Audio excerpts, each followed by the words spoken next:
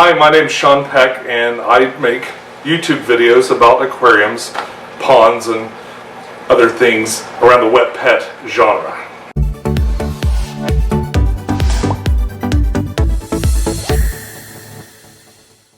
This aquarium is a 210 freshwater planted tank, and its life support system is a Custom Aquariums Seamless Sump. When I went to conquer the issue of how to filter a really large aquarium, at the Aquatic Experience many years ago, I'd done an interview with a member of Custom Aquariums. And they showed me the Seamless Sump. They had these really interesting cutaways, and I was really super impressed with the way that you can kind of make them the way you want them to be. What's interesting is I've never had a sump system before. This is my very first venture into it. I of course looked into other options like DIY sump filters and that sort of thing, but the fact is I'm really not that handy. And I wanted to, there's the king of DIY, and I'm more the court jester of DIY. So my filtration system starts here at the sock tub.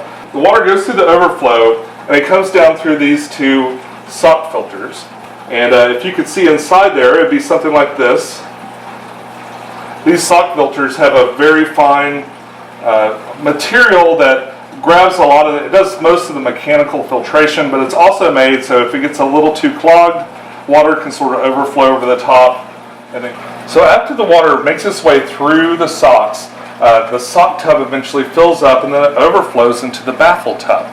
Now the baffle tub has stacks of biological media, and the water that overflows actually pours directly down onto the top of it, so it sort of forces the water through this stack of biological media. So after the water passes through the biomedia, it moves over the baffle and then into this, which is the pump out area, at least in my tank.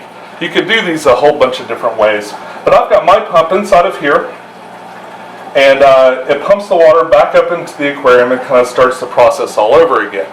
Now you might notice I've got something else right here. This is called a reservoir tub, and it can do a couple of different things. I've configured mine to be both extra water for the tank. You can kind of add to the volume of water in your tank, or you can keep things in it. And my goal is to use this to kind of as temporary housing for fish as I move tanks around. Not a quarantine because it's part of the system, but extra housing for fish and an extra volume of water just to make the tank that much bigger. I've got a little small pump inside of this tank, aside from the main pump, and it just kind of takes water through a small hose in these holes that were already there. It was all part of the setup.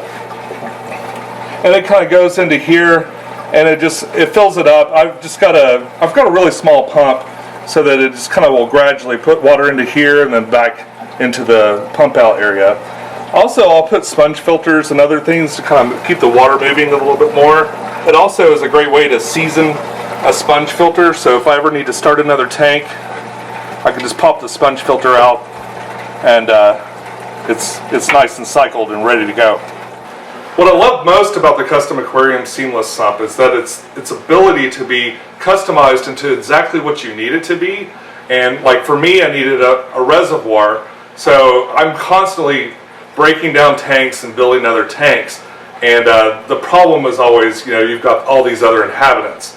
So besides keeping all these fish nice and healthy and safe, I've also got a place to put other fish when I'm moving aquariums around. Well, it's just a place to kind of keep them temporarily within this huge filtration system.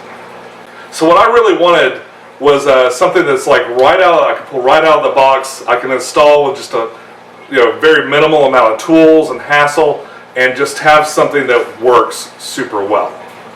If someone came to me and they asked, do you recommend a sump, I would definitely say yes, just because it's a lot more versatile. If you're into saltwater, like the demands on freshwater aren't so much, like there aren't so many like extra pieces of equipment and things like that we need to stick in a sump and hide away. But there are things like, even simple things like your heater. Maybe you want to season some sponge filters or do other things inside of there. I definitely recommend a sump. It really gets the equipment out of the aquarium. It kind of gets things down underneath where it can be, more utilitarian than beautiful. What I love about the seamless sump in particular versus maybe a DIY sump or the glass homemade ones, no algae is sticking to the side of it. It feels incredibly sturdy. You can give it a good kick and nothing happens.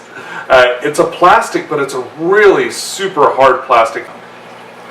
Custom Aquariums, the way they put those things together just seemed more practical. They seemed a lot more out of the box, user friendly, and definitely a lot easier and safer to maintain than what I would say is like a glass sump or something like that.